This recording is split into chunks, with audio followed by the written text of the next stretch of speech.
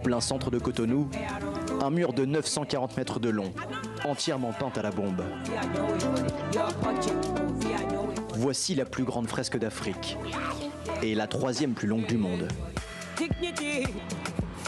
C'est le pari fou d'un collectif de graffeurs béninois qui se sont mis en tête de raconter l'histoire de leur pays en peinture.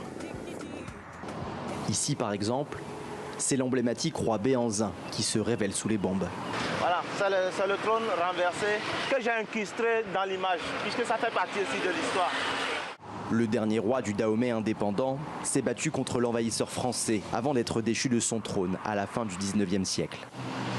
Ces histoires de monarques, de tradition et de culture font partie d'un patrimoine que ces artistes veulent préserver.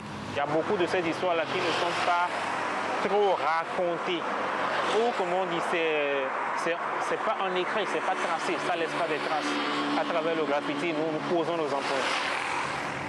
Poser une empreinte, imprimer une marque avant que cette mémoire ne disparaisse. Et impossible de retracer l'histoire du Bénin sans évoquer les Amazones, ces guerrières d'élite du 18e et 19e siècle. Avec leur force et leur courage, dit-on, elles surpassaient les hommes.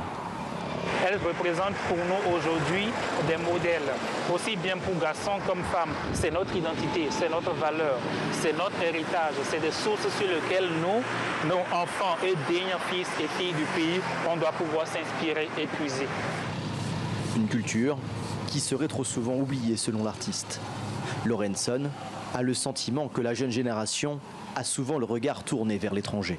On est calqué sur le modèle extérieur, oubliant que chez nous, nous avons des richesses denses et il faut qu'on puisse se poser, revenir sur soi, revenir à soi. Ok, on peut commencer. Le collectif de graffeurs a donc un message clair. Il faut savoir d'où l'on vient pour savoir où l'on va.